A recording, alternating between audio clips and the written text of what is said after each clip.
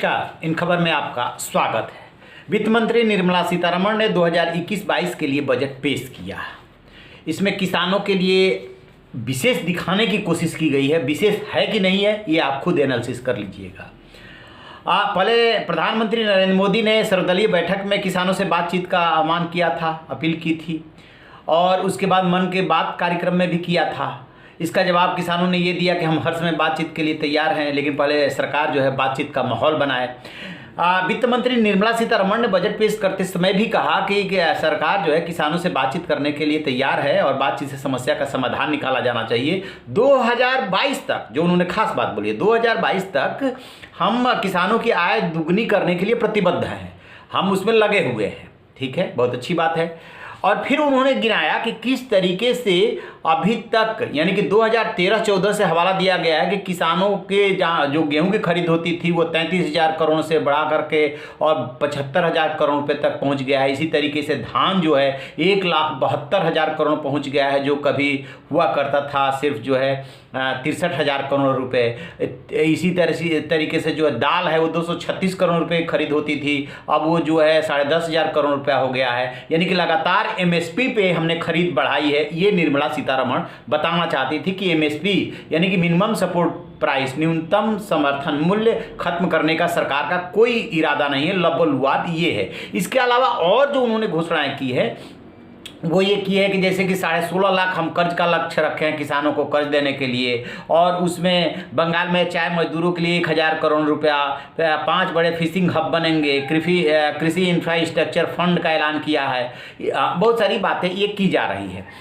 लेकिन इस बीच में क्या है कि ये वार्ता की अपील और ऑफर दिया जा रहा है। साथ में जो 3 बॉर्डर है, गाजीपुर, टिकरी और सिंघू, यहाँ पे बहुत ही चाक चौबंद व्यवस्था की गई। 26 जनवरी यानी रिपब्लिक डे के दिन जो कुछ भी दिल्ली में उत्पात हुआ, हिंसा हुई, उसके बाद से सरकार और सुरक्षा एजेंसियां, खासतौर से दिल्ली पुलिस बेहद सतर्क है।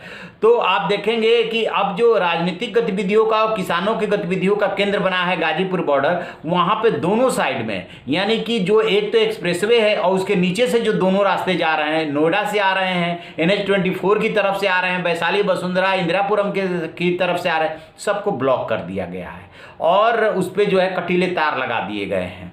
उधर यदि सिंघू बॉर्डर और टिकरी बॉर्डर की बात करेंगे तो पिछले दिनों ये खबर आई थी कि वहाँ पे जेसीबी से खुदाई की जा रही है। ये हुआ कि क्या किसानों को रोकने के लिए खाई बनाई जा रही है क्या, लेकिन अब खबर आ रही है कि जेसीबी से खुदाई करके और जो है उसमें सरिया के पूरे नुकीले लगा दिए गए हैं सरिया, ताकि कोई आगे ट्रैक्टर या कोई भी वाहन लेकर के बढ़ने की कोशिश करे तो वो पंचर हो जाए।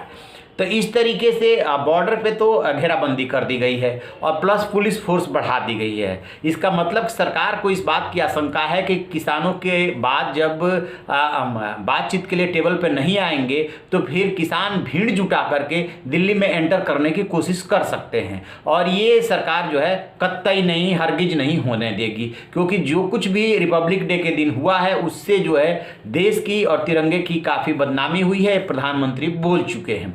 अब सवाल उठता है कि किसान क्या करेंगे। 3 दिन तक किसान बैकफुट पे थे 26 के बाद, लेकिन 26, 27, 28 तारीख को ऐसा लगा था जैसे कि जो टिकैत हैं वो अपनी गिरफ्तारी दे देंगे, बट कुछ ऐसा डेवलपमेंट हुआ, वो ऐसा रोए और सोशल मीडिया और मीडिया के थ्रू वायरल हुआ कि फिर से किसान जुटने लगे। उधर जो पंजाब हरियाणा के किसान हैं वहाँ पे तो ऐसी व्यवस्था कर दी गई है घर घर घूम करके कि जो कोई भी नहीं मानेगा, वो अपने घर से एक आदमी नहीं निकलेगा, उस पर जुर्माने की व्यवस्था की गई है। लिहाजा कहा जा रहा है कि 4 लाख लोग वहाँ आ गए, और यदि यहाँ के 1 लाख की बात करें तो कुल 5 लाख किसानों ने बॉर्डर पर जो है दिल्ली को घेर रखा है। उससे निपटने के लिए ये रास्ते में कांटे बिछाए गए हैं, बाढ़ लगाए गए हैं और पुलिस फोर्स बढ़ा दी गई है। इसका मतलब कि दोनों में से किसी को, यानी कि जो भीड़ बढ़ाई जा रही है वो दबाव बढ़ाने के लिए, और सरकार को भी इन पे भरोसा नहीं है कि यदि कह रहे हैं कि शांतिपूर्वक सब कुछ चलेगा तो शांतिपूर्वक ही रहेगा, क्योंकि रिपब्लिक डे पे